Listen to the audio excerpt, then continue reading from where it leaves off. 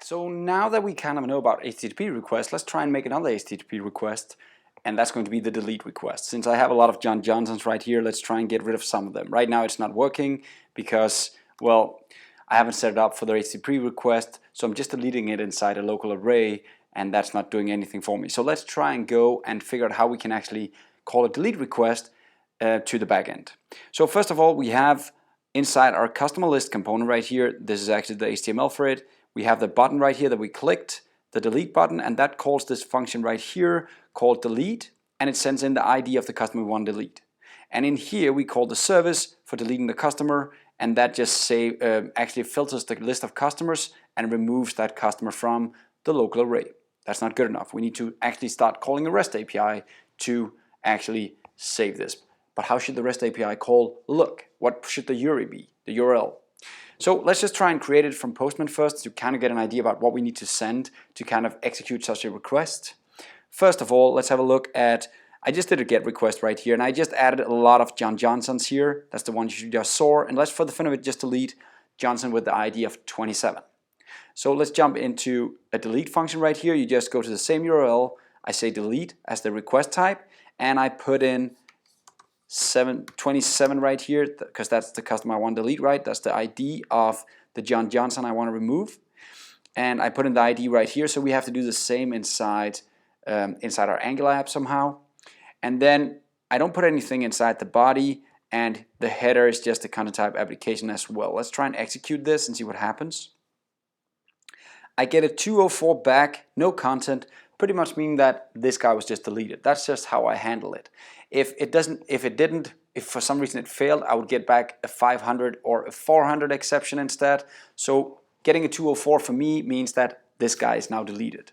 Now jumping back to the request right here for getting all customers, you can also see that 27 is now gone on the back end. So how do we do it inside Angular?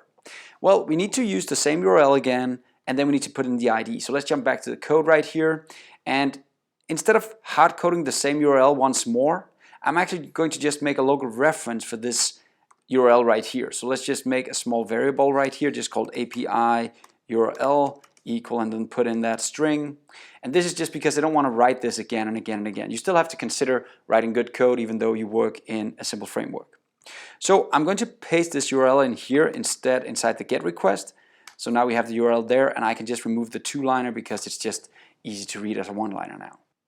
So let's go down to the delete function right here. I want to do delete request this time, so I'll do this.http to get to the HTTP, the request generator, right, the HTTP client. Then I'll do a delete, and now I need to put in the URL. So we use the same URL I just created up there, and there I want to add a bit of information. I want to add a slash right now, and then I want to add the ID of the person I want to delete, right? In this case, I just add the ID like this, right? So for now, this is a good way of creating the exact same URL. We have the actual URL for the backend right here, and there I do a slash and then the actual ID I want to add, so that I end up with a slash and a dynamic ID. Whatever ID I click, I get that in here, and that's all I pretty much had to do. Let's just get rid of this and just return this as an observable. And for now, let's just actually explain to the method that you're going to get back an observable of the type any. Because right now I don't care what I return, so any just means it's not type safe. It can be anything inside that observable. And remember again the colon to kind of explain this is the return type. Sweet. Let's jump into the actual list component to kind of use this TypeScript instead of just, remember this is now just generating an observable. So it's not executing the code yet. I need to execute it by calling the subscribe. So I'll call subscribe right here, and I'll get back some kind of message from the backend when I'm done, right? And I'll just console log that message for now. Maybe there won't be anything in here. I don't think there will because it's a 404 right now. 204. So I think the content is blank. But still, we can just console log deleted user got message, something like this. And probably the message will be blank right now, but that's not important. The point is that when the user is deleted, then I'll be informed and hit the console log. Okay, let's try and see if this actually works. Let's try and delete John Johnson, the top one right here. Oh, that's hard to see actually. Let's try and delete the lower one. We have 2, 4, 6, 8. So hopefully we end up with 7. Let's do the delete. And notice right here I have actually my console open down here, and it says deleted user got message null. So I didn't get any message back, this is null, but I got the information after the user was deleted. But he's still here. Well, we're actually missing a small thing, and that is to refresh the view, right? So John Johnson is actually gone, 2, 4, 6, 7 actually. So he is deleted, we just didn't refresh the view after the delete. Let's go and do that. And it's very easy actually. We'll just for now create a small refresh function right here. Refresh, like this. And then we'll just call this subscribe for now. This will generate some memory leaks, and we will fix those later. Don't worry about it for now. But there we go, we'll refresh this. And also when we've done getting this message, we'll also refresh down here.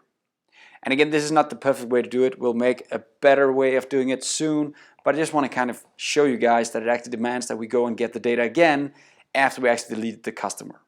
Sweet. So now let's try and run this again. And let's try and delete the customer. Poof. He's gone. Poof. He's gone. Poof. He's gone, right? So now it actually works. Now the refresh is not going to happen until I actually go to the back end and I actually refresh the view. Now we cannot wait for that. You can of course manually go in and remove the customer right here in the Angular app. But the problem would be if somebody else, somewhere else in their application also deleted customers, you might get an out of sync view inside your Angular app. So that's it for this lesson. Now you know how to delete as well. Next lesson we're going to just continue working on this beautiful app. Have fun. See you next time.